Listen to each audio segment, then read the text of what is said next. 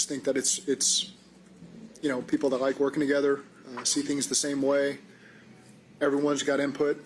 Everybody I just mentioned has input on how we do it. I don't think there's any egos involved there with how it needs to be done. And we're able to try to problem solve during the week and during the game as well and try to get the best result. Why do you think that matters or plays a role in Joe being able to take that one half where he's a little bit rusty and then hits around running second half in Baltimore?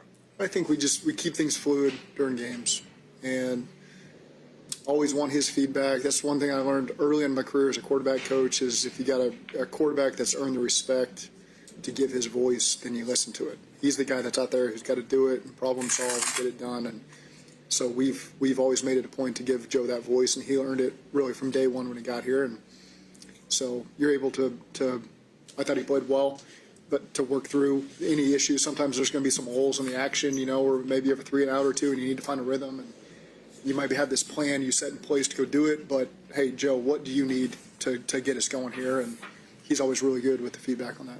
With concussion protocol, does T or any player, do they have to clear it before they can be a full participant in practice? Is that how that works? Correct. Zac, now that we're into the week and the weather here has presented some conditions that are, I don't want to say equivalent to what it will be like in Buffalo, but closer maybe. How much thought do you give to taking advantage of that in the sense of exposing your guys to it? I think it's supposed to snow again this week. Would you ever consider taking them out? We're always very mindful. I like to be outside every week. Yeah. Not every day necessarily, but you like to get out there at some point. I think I told our players, great news. It's going to be cold in Buffalo, and it's going to be cold here the next couple of days. And so they were excited to hear that. So we get a chance to get out there and work in the elements. And so we're always very mindful of where we're going to play and how we need to practice and like to get outside. The players like being outside, at least for part of the week. And I don't like to be inside every day if we can avoid it. Sometimes you can't avoid it. Why do you think the North is so wide open this year? I mean, it's still tough teams. I mean, I don't think anybody likes rolling into the AFC North and playing any of the four of us. So, I think it's well-coached teams, top players, a lot of experience. It's always been a tough division. Y'all are able to go out and get a win on Sunday. What kind of momentum do you think this could give you, knowing what y'all still have in front of you the rest of the year? I think our biggest focus right now is just finding a way to beat Buffalo and take it from where it goes from there. But right now, that's really all that matters. What stands out about James Cook when you watch him and how he's kind of evolved? Yeah, a lot of strengths. I think I can list a lot of attributes that make him. He's got great patience and vision and quickness and acceleration and play strength. So, I mean, you can just go on and name every intangible and physical trait you want a running back to have. He has it.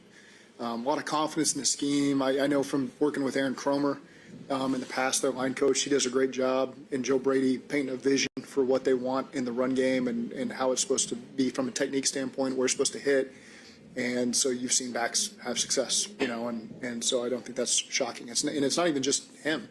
He's a great back, but the other backs get in there and do a great job as well. So really dangerous attack. How challenging is it when you're dealing with an elite quarterback, but then you also have to deal with a rushing attack? It's why they've been one of the top offenses consistently over as long as I've been a head coach here, and so they've got great talent. They're well coached. They've got a lot of confidence, and they can throw the ball. They can run the ball. They do a great job. Where do you feel like your run defense is at right now? You talked about sort of gradual improvement generally, but specifically in that phase, are there things you're still looking for, or where do you think that group's at? Just continue to grow, and every week presents a new challenge. It's you go from Pittsburgh to Baltimore to Buffalo, and everything's got its unique challenges in terms of what plays they're actually calling and how they're going to attack you different ways, and so. Challenging, and then the quarterback, they're not afraid to run the quarterback either. So you get to, third and less than 5, and you might have a quarterback run coming at you. You're in the low red zone, you got a quarterback run coming at you. So they're not afraid to do that. That's an extra hat for them that makes it really challenging when they're willing to do that. So again, our guys feel like they got a great plan in place. Now we just got to go execute it over the week. How does defending Josh Allen fit into your run defense? We play several quarterbacks that present challenge. They're outstanding throwers and really challenging runners. And so you have to be mindful when his progression's out there. He's not afraid to put his foot in the ground and go get it, and then try to run through people as well. So he's a challenge to deal with. I don't know if you can answer this, but how often do you see on film where maybe his second or third progression is actually to run the ball, or his second or third? No, I think he's I mean, I've seen him get through every progression he's got, exhaust the entire thing, and stand back there and play quarterback. I think like any quarterback that's got experience like he does, they can identify the coverage very quickly and say, okay, I can get 1-2 and go, and there's going to be a void there. And other times they just know they got that innate feel of time in the pocket, coverage where I don't need to run. I can sit back here and exhaust my progression. So he's got the experience to do all that, and it makes him really challenging. McPherson's having a heck of a season. How has that impacted just the way you call and manage a game? I have a ton of confidence in him. I don't think it's overall affected a whole lot of decisions we've made.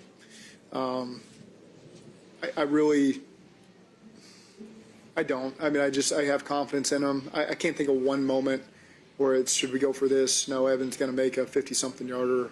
I don't feel like there's been as many decisions as maybe past years. It feels that way. Maybe I'm wrong. Maybe as I reflect back on the season, I'd have 4 good answers for you. But he's playing with a ton of confidence. You see it in practice too. I mean, that's what you all don't see.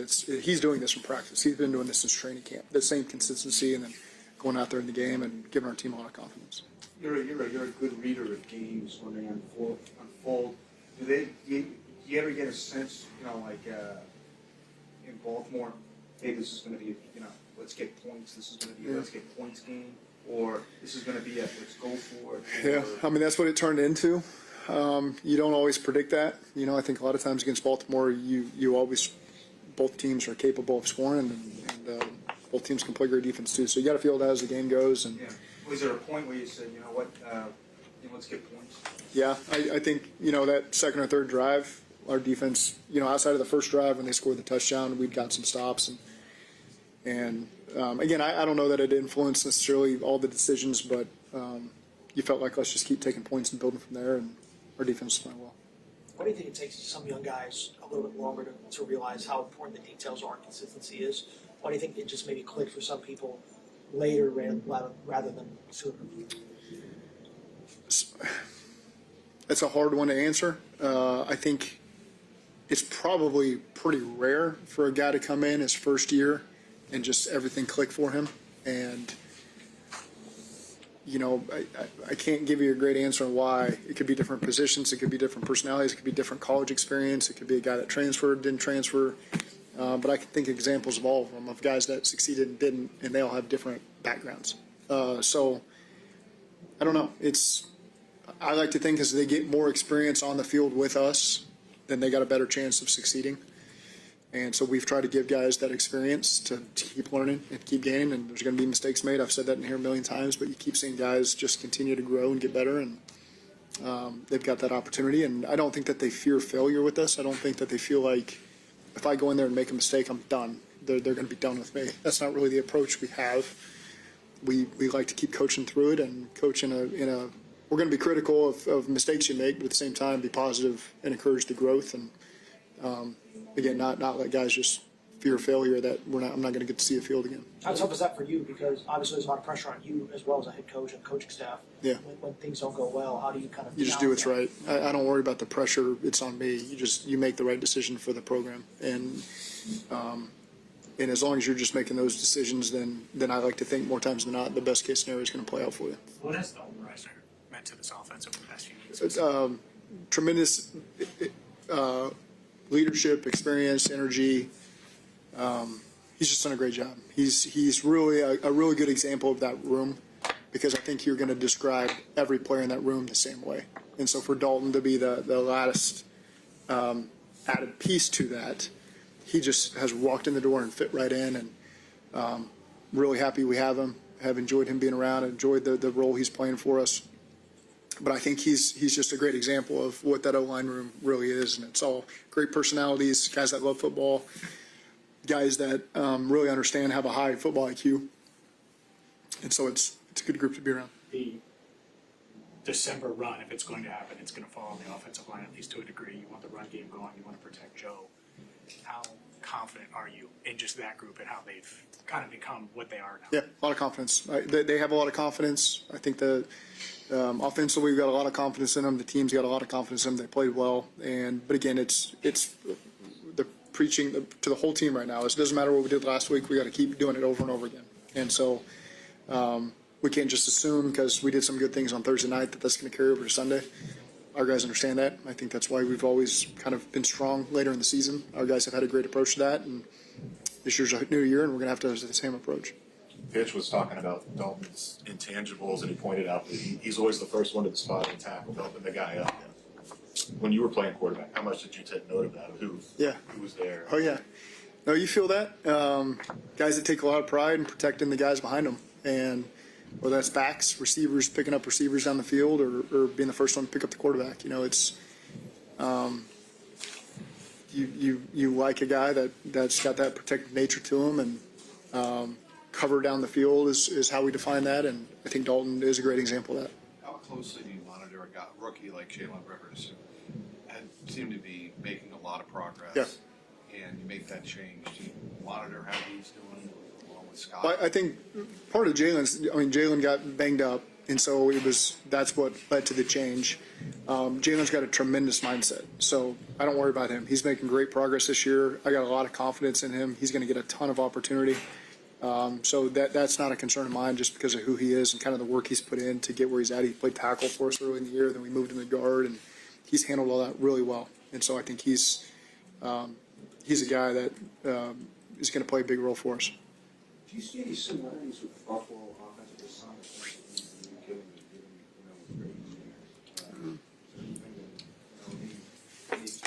Yeah, I mean, there's certainly plays and concepts that show up. I think, they suited around our quarterback. We suit ours around our quarterback, and they're both really talented quarterbacks. To say they have different play styles, there's a lot of similarities that they have, and then there's some differences they have. I'm not going to get into all of them, but so I think that they do what's best for their offense led by their quarterback, and we do what's best for our offense led by our quarterback. What's the biggest impact you think Scott Peters has had on the offensive line room this year? I think he's done a great job getting the best out of all these guys. The development of the young players. We've had several young players come in and play, and I think they've only gotten better. I think as our line as a whole, it's a really cohesive unit. It's improved overall from top to bottom. So I think he's done a really good job. Kenny Anderson's a finalist for the Hall of Fame. Yeah, about time. What's been your I know he's been in before, but what's been your interaction with Ken like over the years? tremendous. Huge fan of Ken Anderson. He's always been great to me through good times and bad. He's an example of a guy, when we've struggled, who was there still supporting me, genuinely supporting me and our team and the direction we're headed. And so you really, I genuinely appreciate people like that. Ken and I have always had a great relationship through his foundation, through him just coming to practice, through text messages. And so I have done my own research. I mean, he absolutely should have been in the Hall of Fame a long time ago.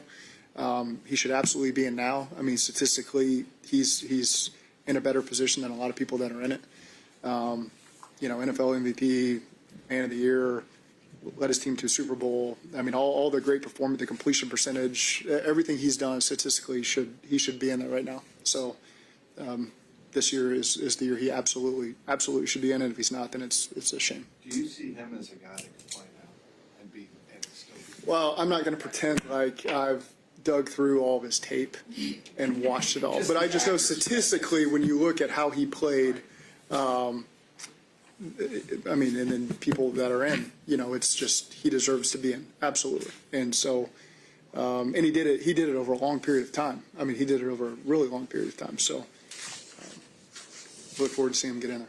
St. X and Anderson playing for state championships the next couple of days. Will you be pulling for both those? Absolutely, yeah. Travis Brammer, his son played at Anderson last year, so I know he still goes to a lot of the games, and I've been following Anderson all year. They have a tremendous team, and I think they're playing the same team they played last year, if I'm not mistaken. I know they're practicing at 5:53 a.m. this year, 7 minutes earlier. I saw that. So definitely pulling for Anderson, definitely pulling for St. X. Got a lot of people that I know that are there. And so two great nights of football, Thursday and Friday, and I hope I'm not missing anybody else in the area. But those are two teams that I feel like I've really followed over the last couple of years, and great football coming from the Cincinnati area, so it'll be fun to watch. Tight end position is big. In the NFL, it's gotten big. Back again, both these teams have good tight ends and a strong position group. What do you think about Buffalo's tight ends? What are their strengths? Yeah, good group. I think they complement each other really well. The group of guys that they have. I know Kincaid's been out. He's always been a guy that we've been a big fan of. Again, they've got good depth there. Those guys all understand their role. They've gotten a lot out of that position. And just like we have, I think James Casey, I've always said this is the best tight end coach in the NFL, and does a great job developing, getting the most out of guys that we have, whether they were guys that have been here throughout or guys that we added into free agency. They've always had their top years playing for James, and so I think it's two teams that are well coached that position and have gotten a lot of value out of those guys. Okay, thank you.